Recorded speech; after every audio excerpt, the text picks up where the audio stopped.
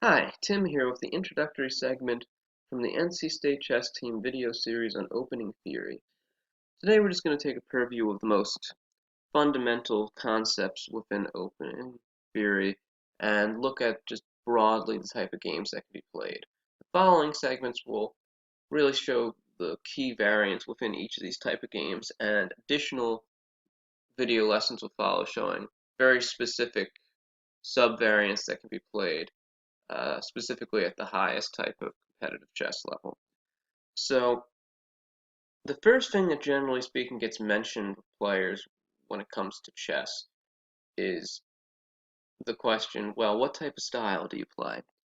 And this, of course, like any other type of creative or artisanal effort, requires understanding that, you know, it's a mixture of trying to, at the one hand, have as much of a sense of individuality or, personal self as possible while also adhering to some degree on established models. So I'll let it be known from the start that essentially, as white, you're generally speaking only going to see four specific opening moves, with a few erratic examples going against that. These four moves, respectively, are e4,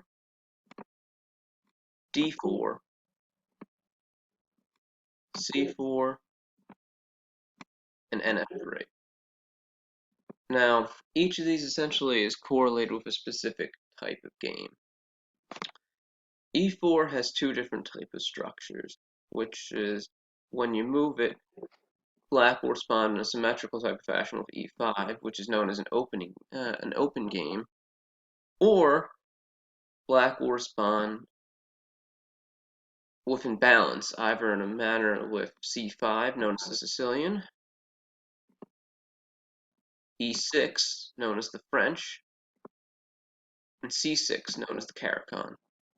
All three of those openings I just mentioned before are known as semi-open games. Now, on the opposite side of the spectrum, you have your D4 games,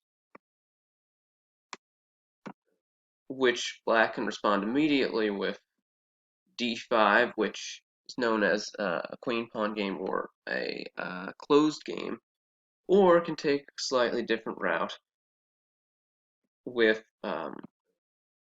NF6, in which case white, generally speaking, improves the center still with C4, and then you have two forms of games known as Indian games that can arise, in which uh, black will either move e6, which leads to the East Indian type of systems, or will move g6, leading to what are known as the West Indian type of games.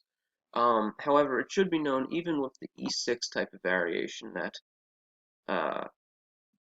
depending on what the next move is, be it nf3 or nc3, if white instead decides to choose d5, it transpositions back into the type of style associated with closed games. Now, the reason why these games are referred to as such is because of the fact that essentially there's this pawn structure known as the ideal pawn center, which one is, at least from classical chess, always trying to achieve. And this is again reached through, and we'll just do a random move here. Having e4 and d4 for white, or e5 and d5 for black, if that was able to be achieved, without any real opposition against it immediately. Now, because of this, it's essentially creating a strong central thrust, which again can be used to either blockade or just moving them up and creating what could be essentially a very devastating attack with your pieces in the near future. Now, again, the move I just made here, actually, the modern defense, is a type of hyper-modern way of playing against such a structure, in which case you're playing on the sidelines and trying to have them overextend and then trying to break apart and chip away at that pawn center. Now, the most common responses, again, as shown by those other games, are more direct. It's not letting them get it from the start. With an open game, essentially, you're going to be leading yourself in type of structures where, you know, eventually files will be opened, typically probably with the pawn movements that happen in the d file, where both sides will have an open d file or something like that. The semi-open games, on the other hand, are known as such because, for example, like the Sicilian, it leads to a pretty quick exchange of a pawn, but not one that won't be the same for both. So here we see black with the semi-open d file because white with the semi-open d file because black is a pawn here, and black with the semi-open c file because white is a pawn there. Now with the closed games, essentially the intention is to try blockading the structure up, in which case, pawns aren't going to be immediately exchanged, or if they are, it's going to be like the c file pawns. Now, the final type of game I haven't mentioned yet are the flank games, and again, these can be reached through either c4 or nf3. And the purpose for this is that, again, these are very transpositional type of openings. You can reach a variety of different type of structures, frequently king-queen structures, even open game type of structures. They're just very erratic. And again, part of the reason for the appeal of it is that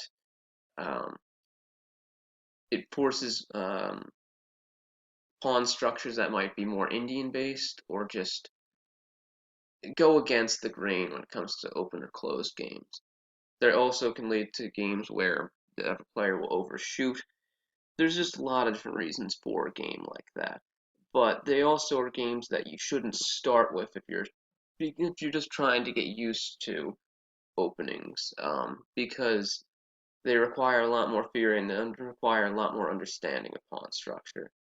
In general, most players, high-level players, would suggest that you first get your bearing with the open games and get used to tactical variations and patterns that arise, and then from there play up closed games, and then eventually move on to flank games like the English, which can be played symmetrically, or with an Anglo-Indian, which can somewhat resemble queen-pawn games, although they don't tend to go into slightly different directions, or the King's English, which essentially is a reverse Sicilian. Or, of course, there's always the very challenging game where you have to be very patient, of the ready, where you're trying to get black off balance, and you are slowly but surely playing a pawn structure, which, will lead to potentially an ideal pawn center. So on the segments that follow, we're going to be discussing the main games for each of these type of styles, and hopefully building up your repertoire. Thanks for listening, and I hope you find the following segments instructional.